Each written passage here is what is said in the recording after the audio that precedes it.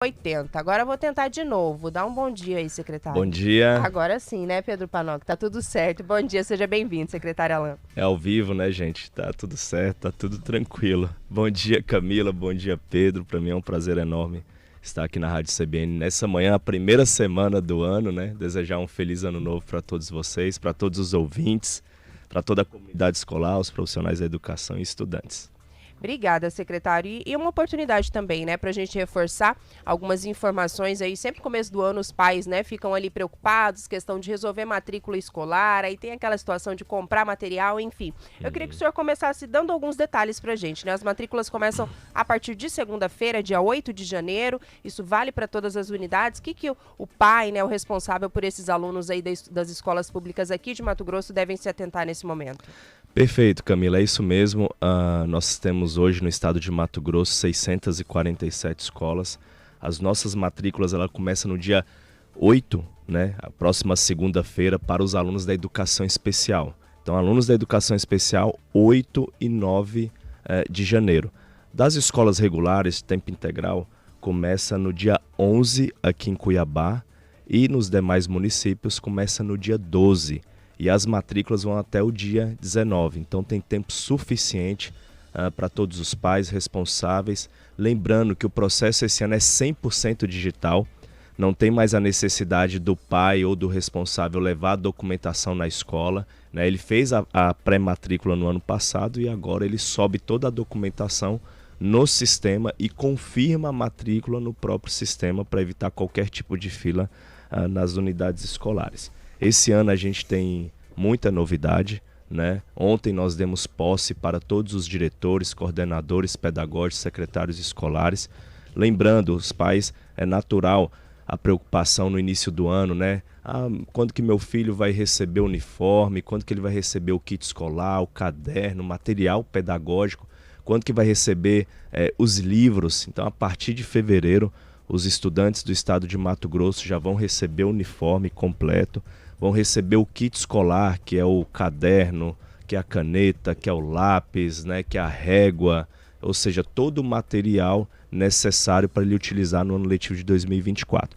E lembrando também que o material didático já também vai estar disponível nas escolas até o final de janeiro, ou seja, o ano letivo começa 5 de fevereiro e as nossas unidades estarão preparadas para entregar esses materiais para os alunos, começar a semana pedagógica, começar o ano letivo e, se Deus quiser, aí, esse ano nós teremos bons resultados e sempre com aquela ideia de melhorar a aprendizagem, melhorar a qualidade da educação do nosso estado. Agora, secretário, a gente tem observado, tem datas específicas, né, das escolas de educação especial e também das escolas militares. Por que essa necessidade diferenciada?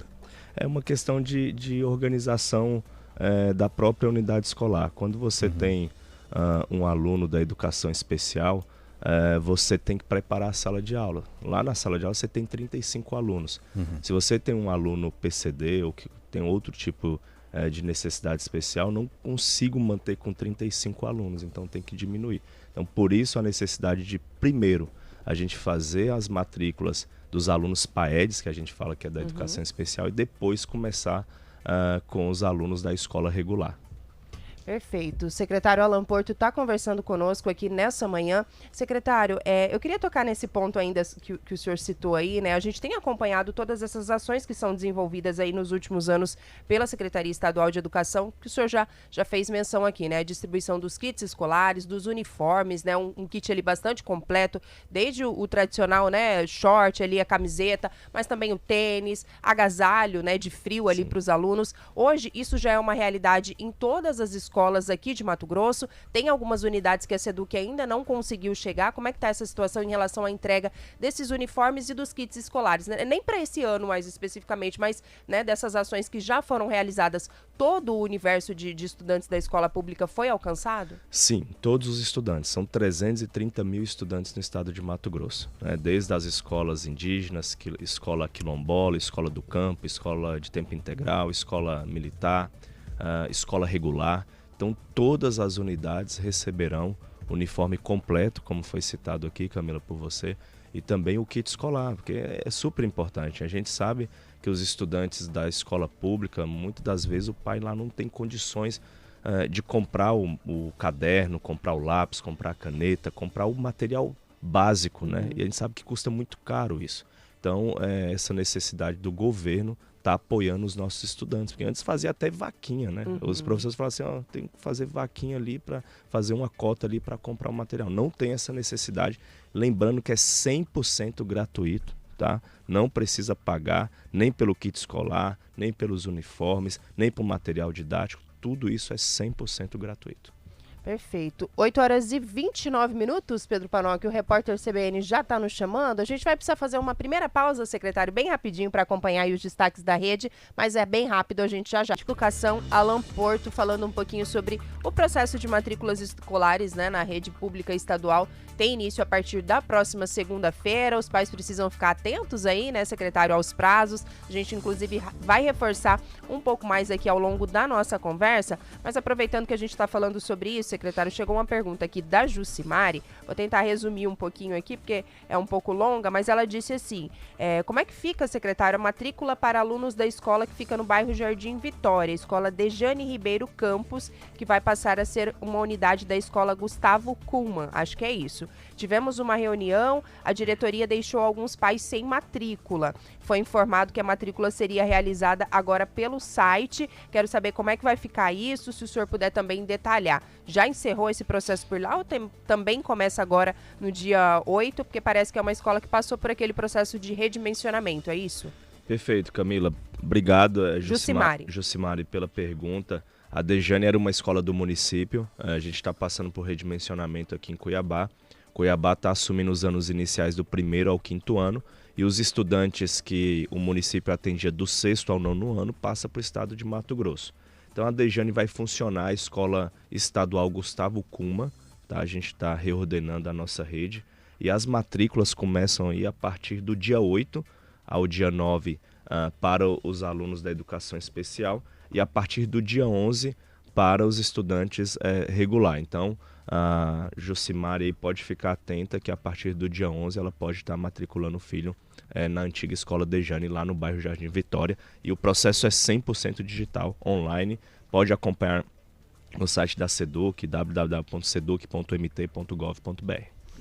Hoje a gente tem, se me permite aqui, Panocchi, ainda questionar o secretário em relação a isso, a gente tem um número muito grande, secretário, de crianças, enfim, pais que buscam ali a rede estadual, mas não conseguem ter acesso a matrículas. Tem algum dado, algum número da SEDUC em relação a isso? É algo que causa preocupação em vocês ou nós não temos nada nesse sentido? Não temos preocupação em relação a isso. Nós temos escolas e salas suficientes para atender todos os estudantes do estado de Mato Grosso. Então, o pai e a mãe que procurar a secretaria, procurar a diretoria regional de educação, procurar a escola, o seu filho será matriculado. Perfeito. Secretário, certa vez nós conversamos aqui em relação à estrutura, né, das escolas aqui em Mato Grosso. Essa situação daquilo que a gente tinha um cenário, por exemplo, escolas ali com uma estrutura bem deficitária. A gente está falando de um estado onde nos últimos anos, especialmente, a temperatura é elevada.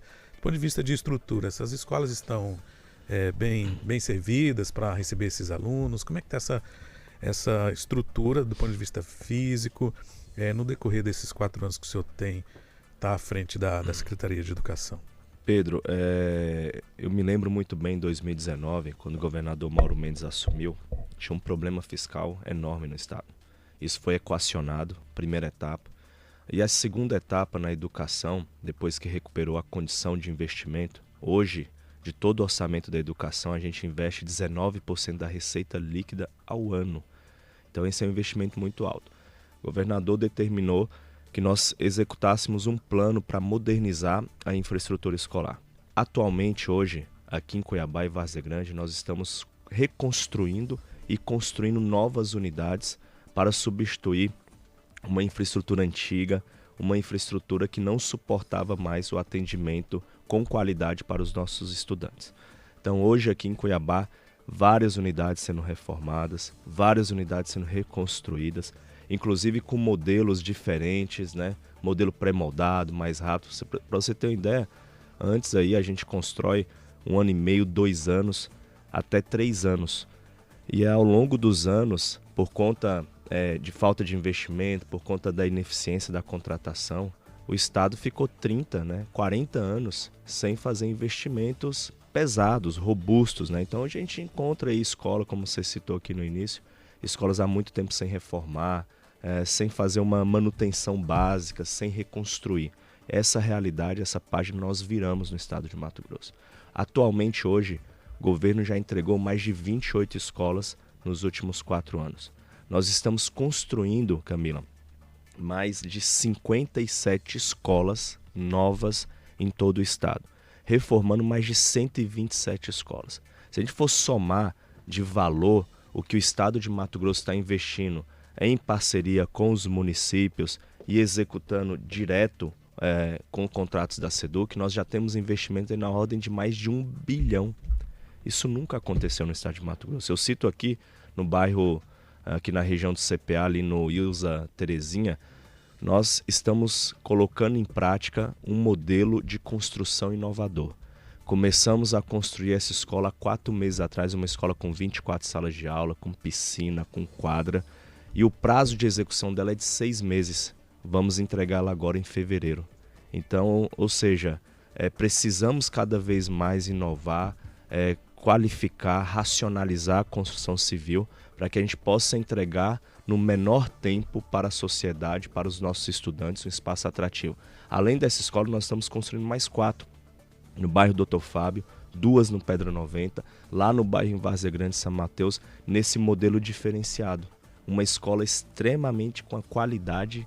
Eu ouso dizer, o governador já tem falado isso, que dificilmente existe uma escola particular aqui em Cuiabá com o mesmo nível de qualidade dessas unidades que a gente está construindo. Laboratórios maker, laboratórios de última geração, uma escola moderna, tecnológica, com toda a infraestrutura necessária para atender o nosso estudante do século XXI. Então a ideia, começamos aqui por Cuiabá, Várzea Grande, teremos construções dessas em Rondonópolis, Sorriso, em outras regiões que necessitam dessa infraestrutura mais rápida, mais robusta, com mais qualidade. E além disso, o estado de Mato Grosso simplificou e descentralizou recursos direto para as unidades educacionais. Cada escola recebe por ano pouco mais de R$100 mil para fazer aquela manutenção básica, aquela pintura, aquela manutenção no telhado, a manutenção no ar-condicionado. Climatizamos todas as escolas. Falar de infraestrutura também é importante falar da tecnologia. O estado de Mato Grosso já entregou 130 mil Chromebooks. Esse ano entrega mais 54 mil.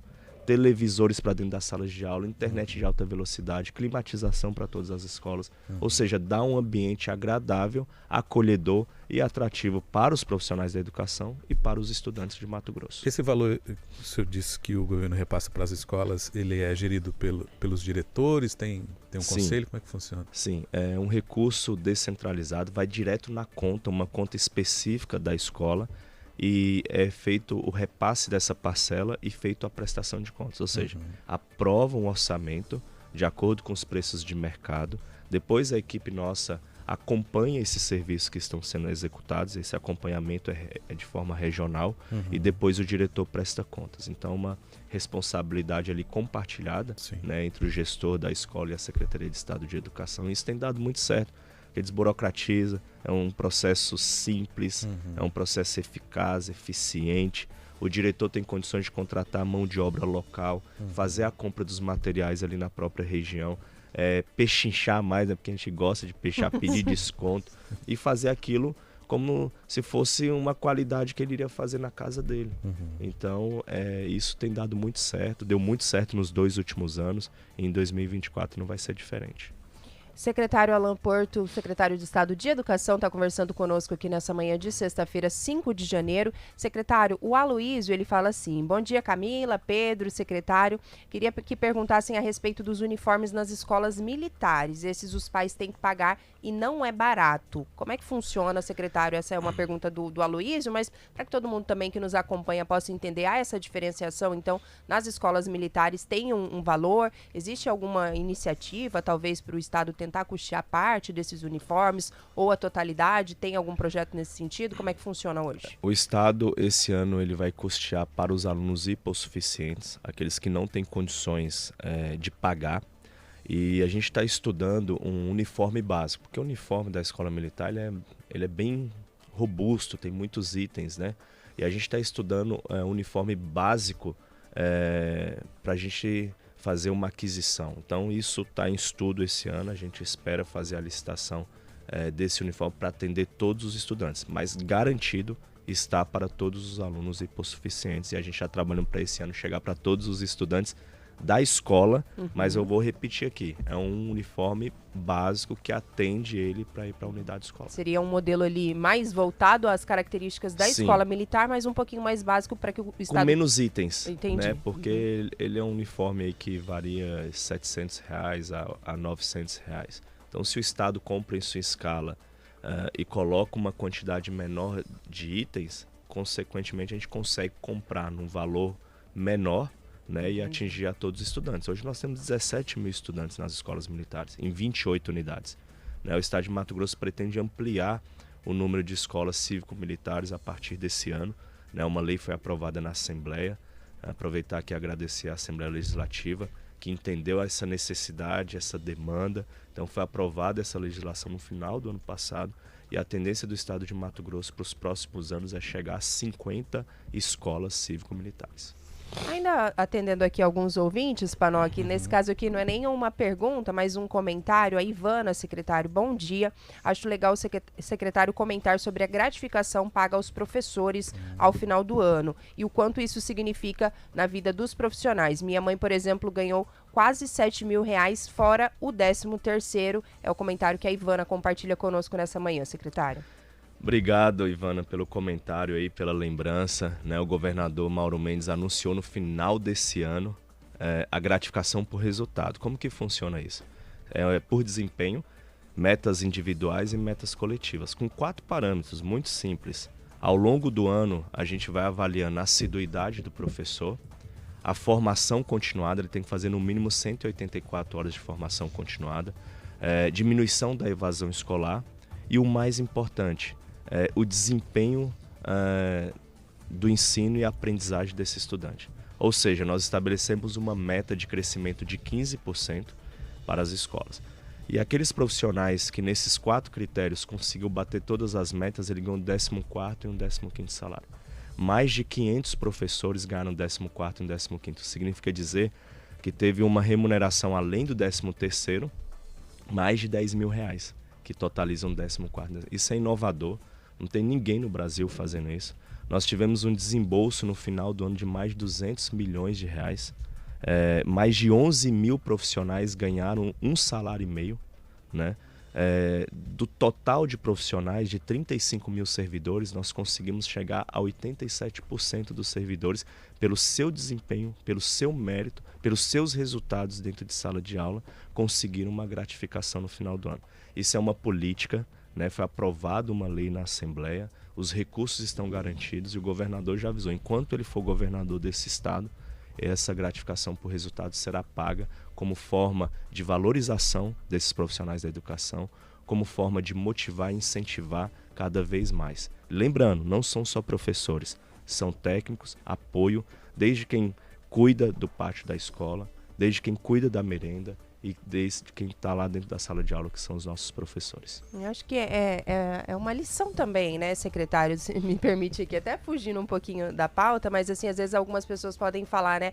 Mas faz mais que obrigação, né? O professor tá lá para aprender, para ensinar e ele é pago para isso, mas a gente vê que é uma profissão tão desvalorizada, né? Que as pessoas, a gente, né, por exemplo, tem um filho meu que fica o dia inteiro na escola, então o professor tá ali com ele o tempo inteiro, ensinando, educando, e às vezes a gente não tem, né, essa valorização. Então eu acho que é importante, né, ter todo esse trabalho, esse cuidado também desenvolvido pelo governo do estado e valorizar também esses profissionais que muitas vezes chegam a passar mais tempo, né, com os nossos filhos do que a gente mesmo, né? É mais que justo esse reconhecimento, não tenho dúvida nenhuma.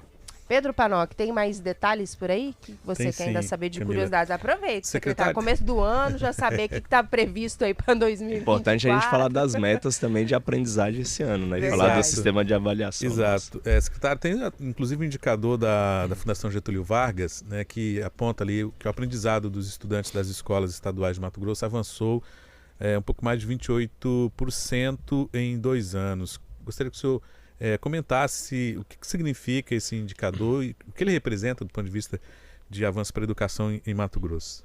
Vamos lá, nós temos o Sistema Estruturado de Ensino, que é uma solução educacional, o qual é gerida e implementada SEDUC em parceria com a Fundação Getúlio Vargas.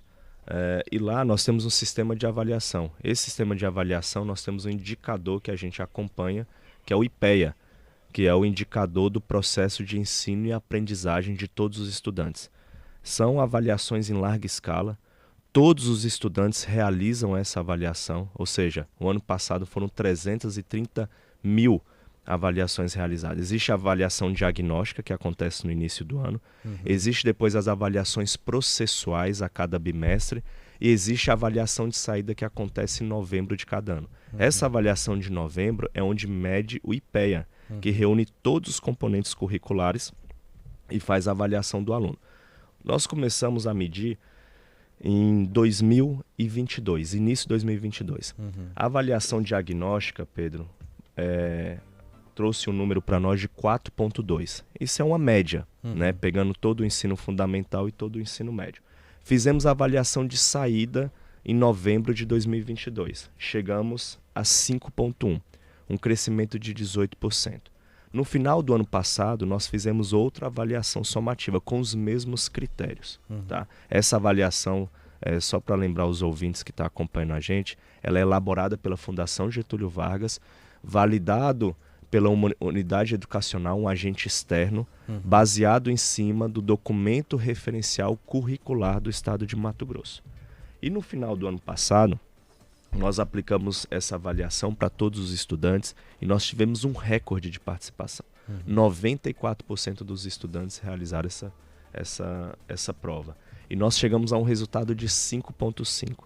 Então, se a gente for pegar o resultado acumulado do início de 2022 a final de 2023, onde completa 2 anos, nós tivemos um crescimento de 28%, dados oficiais da Fundação Getúlio Vargas. A nossa meta para esse ano é uma meta audaciosa, desafiadora, que nós queremos chegar em média a 6. Ou seja, você manter 5,5 e aumentar meio ponto na média vai ser um esforço muito grande por parte da comunidade escolar, por parte dos profissionais, dos professores, da Secretaria de Estado de Educação. Porque uma coisa é o seguinte, quando você está muito embaixo, é mais fácil você dar um passo. No primeiro ano nós crescemos 18%. No segundo ano bateu ali 9 ponto alguma coisa. Por quê? Porque já é uma meta mais difícil, né? Você manter, crescer. E esse ano é mais desafiador ainda. Manter 5,5, crescer meio ponto para chegar a 6. Mas nós estamos preparados. Essa semana todos os nossos diretores, coordenadores pedagógicos, secretários estão passando por formação. Ontem nós demos posse para eles, ficam aqui até sábado. Todos esses profissionais, são 3 mil profissionais, estão recebendo formação com caderno pedagógico, toda a orientação pedagógica desse ano, as metas que a gente precisa alcançar, os planos de intervenção pedagógica que a gente vai realizar ao longo do ano, o nivelamento, a recomposição da aprendizagem. Então tem uma estratégia muito clara da Secretaria de Estado de Educação para a gente cumprir com esses resultados e cumprir com essas metas. Porque isso não é só número, né? A gente está falando de pessoas, a gente está falando de profissionais, a gente está falando de professores, de alunos. A gente se preocupa também com a questão das habilidades socioemocional, o ambiente da escola, um ambiente acolhedor, cuidar de gente, cuidar de pessoas. Então faz parte da estratégia da Secretaria de Estado de Educação também fazer todo esse acompanhamento socioemocional, tanto dos profissionais da educação quanto dos nossos estudantes. Você acredita que esses números juntados e colocados em prática é que chegam a esse número positivo na educação? Bom, o indicador a nível nacional que o Ministério da Educação faz a cada 2 anos é a prova do SAEB. Ela ocorreu no ano passado, em novembro, os resultados vão sair agora em abril, e é o principal indicador. O indicador do IDEB ele é diferente, ele não mede só aprendizagem, ele mede fluxo também, taxa de reprovação e aprovação. Então ele é uma metodologia diferente. Aqui a gente só está falando de proficiência, né? Fluxo ele interfere na questão da reprovação. Então se tem muita reprovação, o seu índice baixa e ele pode prejudicar o indicador do IDEB, né? Então a gente está confiante, a gente acredita que os resultados que vão sair agora em abril, o estado de Mato Grosso melhore mais ainda. Lembrando que nós éramos a 22ª educação quando o governador assumiu. Hoje nós somos o 19º no ensino médio e somos o 15º no ensino fundamental. Né? A nossa meta até 2026, no último ano da gestão Mauro Mendes, é estar entre as 10 melhores educações. E ao final do nosso plano Educação 10 anos, que é até 2032, está entre as 5 melhores educações do Brasil. Isso é possível fazer. Né? A rede já está dando sinais que está conseguindo alcançar ano a ano. Na educação não é como na infraestrutura, que você constrói uma estrada, que você constrói uma ponte. É um processo, né, a médio e longo prazo. A longo prazo. Então, é todo um conjunto de ações, um conjunto de iniciativas para alcançar aqueles resultados. Então, a gente está no caminho certo. Corrigir distorções que se teve por muitos anos também, né? Lembrando que distorções de muitos anos, Pedro, além de uma pandemia. As escolas ficaram fechadas durante 2 anos. Esses reflexos ainda são severamente sentidos hoje? Esses números poderiam ser ainda mais positivos? É claro, né, que não dá pra gente ficar falando na base do si, né? Mas tem um impacto muito grande ainda da pandemia? Boa pergunta, Camila. Se a gente pega esse resultado de 5,5 que saiu, que foi em novembro de 2023, aonde que nós melhoramos muito? Nos anos iniciais, no processo de alfabetização, porque aquelas crianças que estão hoje no 1º, 2º, 3º ano, elas não passaram no processo de pandemia, porque elas estavam ou na pré-escola ou eram muito pequenas ali, né? Ainda.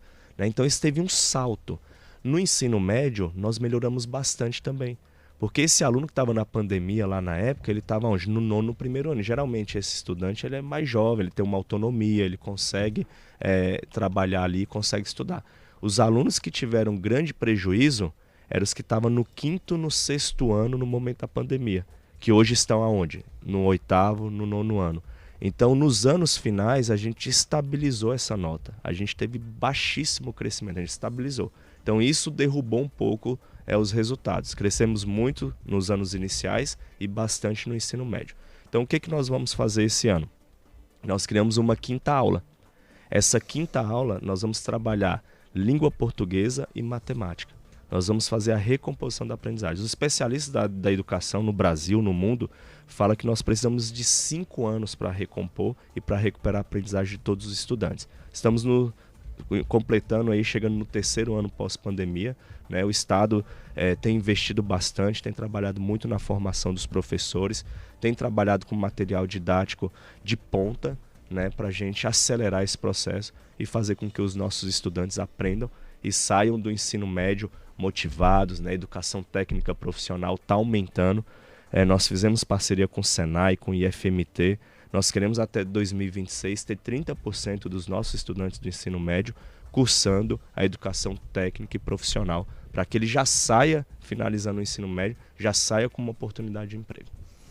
Pedro Panoc, tem algumas mensagens aqui, o Aloysio perguntou o Jax, né? Aloysio Jax perguntou aí sobre os uniformes ali nas escolas militares e tem vários comentários aqui no WhatsApp também, algumas pessoas criticando as escolas militares, outros apoiando. Tem uma mensagem aqui da Selma, por exemplo, perguntando se há uma intenção por parte do governo do estado em ampliar o número de escolas militares aqui no estado, mas também tem aí um áudio do professor Cade, aí, áudio de professor para secretário de Educação, para que a gente possa falar um pouquinho mais desse assunto aqui das escolas e tentar aí responder todo mundo. Aqueles que são favoráveis, aqueles que são contrários, a Selma também perguntando se há previsão de ampliar, junto também com esse questionamento aí do professor Cade.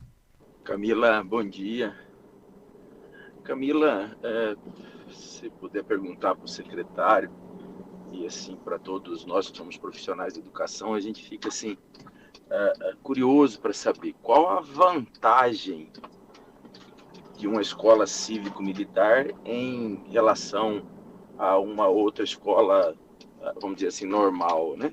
Por que não investir na escola normal e investir em escolas cívico-militares? Qual a vantagem disso para o Estado e para a população, para o aluno como um todo? Tá aí, secretário, sempre um assunto polêmico, né, quando a gente debate aí essa questão das escolas militares. A Selma perguntou sobre possibilidade de ampliação para outros municípios também. O professor Cade aí perguntando, né, qual o interesse, enfim, qual a principal vantagem para o Estado investir nessas escolas cívico-militares. E de fato tem números que diferenciam a escola as escolas militares das escolas, como o professor disse, comuns? Bom, vamos lá. Escolas militares no Brasil já acontece há muitos anos, né? Esse assunto não é de hoje. Praticamente todos os estados da federação têm escolas militares, Tiradentes, têm escolas do Corpo de Bombeiro. Respondendo à primeira pergunta da Selma, o estado de Mato Grosso pretende ampliar o número de escolas militares e chegar a 50. Hoje são 28 escolas. Existe um anseio da comunidade escolar, dos pais, das autoridades, dos prefeitos, e a gente tem lá a solicitação praticamente de todos os municípios solicitando uma escola cívico-militar. E aí tem um professor perguntando para nós por que não investir nas escolas regulares. O investimento ele acontece em todas as escolas. Eu citei aqui sobre a modernização da infraestrutura, melhoria, falei dos investimentos em material didático, falei em investimentos em tecnologia, falei em investimentos em formação de professor, falei em incentivo, valorização salarial. Então, ou seja, é um conjunto de ações e iniciativas para a gente conseguir alcançar os resultados e melhorar a aprendizagem dos estudantes. Nas escolas militares, o investimento é o mesmo, não muda. São professores da nossa rede. O que muda é a gestão. A gestão ela é compartilhada entre SEDUC e Polícia Militar, ou SEDUC e Corpo de Bombeiro nas escolas Dom Pedro. Agora, com a terceira modalidade de escola militar, ela é cívico-militar. Ela pode ser um professor gerindo a escola, um civil, ou pode ser um militar, ou pode ser misto. O que a gente percebe nessas gestões é a questão ali do respeito, da questão da hierarquia, da questão ali de cumprir ali com os horários, cumprir com o dia a dia, cumprir com as atividades. Então a gente percebe que a gestão da escola ali, ela consegue executar todo o plano de ação que foi elaborado para aquela unidade escolar e tem bons resultados. A gente acompanha indicadores de todas elas. Uhum. E quando a gente pega as escolas militares, a gente percebe que tem uma avaliação ali melhor. Então existe um trabalho diferenciado que acontece ali naquela gestão, como tem as escolas confessionais, como tem as escolas de tempo integral, como tem escolas regulares. É a escola militar que vai resolver o problema da educação? Claro que não, né? São um conjunto de ações, como eu repeti aqui. Então tem escolas regulares excelentes, tem escola de tempo integral excelente, tem escola militar excelente. Então a gente cria várias modalidades excelentes e a gente vai resolvendo o problema. Então é um conjunto de ações, de iniciativas, de boas práticas que a gente vai melhorar e conquistar os resultados. E quem ganha com isso são os nossos estudantes, são os nossos profissionais da educação. Vai numa escola militar dessa e pergunta para o professor, você quer que muda, quer que continue a escola militar? Ele vai falar, quero que continue. Pergunta para um aluno de uma escola militar se ele quer sair da escola militar e ir para uma escola normal. Então são modalidades que estão dando certo. E aquilo que está dando certo, a gente tem que ampliar e tem que incentivar. Secretário, vou pedir para o senhor ficar só mais uns minutinhos conosco. A gente faz mais uma pausa para o repórter e a gente volta para o senhor se despedir com o tranquilo já na nossa reta final aqui da conversa com o secretário de Estado de Educação, Alan Porto, falando aí sobre esse processo de matrículas na rede pública de ensino que começa a partir da segunda-feira, também fazendo aí um apanhado das ações executadas na pasta ao longo dos últimos anos. Queria que o senhor ficasse à vontade, secretário, estamos caminhando aí para a reta final. Se tem algum ponto que a gente não abordou, né, ao longo da nossa conversa, não sei se o Panoc também tem algum questionamento ainda, ou aí alguma previsão de trabalhos para esse ano de 2024, fica à vontade para compartilhar com a nossa audiência. Quero aproveitar esse finalzinho aqui da entrevista e falar com os nossos estudantes. São 330 mil estudantes da nossa rede. A gente preparou um ano incrível para vocês, com toda a infraestrutura necessária. E lembrando que esse ano nós teremos a segunda edição do MT no Mundo, que é o programa de intercâmbio da rede estadual. O ano passado nós levamos 100 estudantes para a Inglaterra. Esse ano próximo pode ser você, serão mais 100 estudantes. Então se dedique às avaliações, serão os 50 melhores do currículo básico, né? Matemática, física, química, português, filosofia, sociologia. E os outros 50 alunos serão das avaliações de língua inglesa do curso de idiomas nosso da plataforma EF. Então se dediquem, estudem bastante, tem muita coisa legal, como eu falei, ao longo do ano que vai acontecer. Tem a organização dos grêmios, Tem a Copa Educa, que nós realizamos no ano de 2023, que foi games educativos, onde tivemos o envolvimento de milhares de estudantes. Fizemos a final aqui em Cuiabá. Temos a robótica educacional. Nós fizemos um festival no final do ano passado e teve a participação de muitas escolas do estado. Nós vamos ter a segunda edição agora em abril, né, o segundo torneio festival de robótica envolvendo várias escolas. Então vai ser muito legal. E também aproveitar e falar com os pais que acompanhem a vida escolar dos seus filhos, participe das reuniões de pais e mestres, acompanhe como que está a evolução da aprendizagem. É muito importante o papel dos pais na aprendizagem. Eu sou pai, tenho 2 filhas de 7 e 8 anos, eu acompanho a vida escolar dela e eu sei o quanto isso faz a diferença na melhoria da aprendizagem do ensino dos seus filhos. E aproveitar, desejar um excelente ano de 2024, para as famílias, para os estudantes, para toda a comunidade escolar, e vamos juntos aí rumo a uma das melhores educações do nosso país, que será a educação de Mato Grosso. Obrigado aí, obrigado Camila, obrigado Pedro, e a gente está à disposição sempre. Obrigada, secretária. Agradecer a presença aqui, desejar também um ótimo ano de trabalho aí, né, ao longo de 2024. Agradecer também, Maius, da assessoria também está aqui conosco. Obrigada pela companhia, que seja um belo ano, secretário. E parabenizar também aqui no ar pelo filhinho, né? Tá chegando, é Leandro? Leonardo. Terceiro.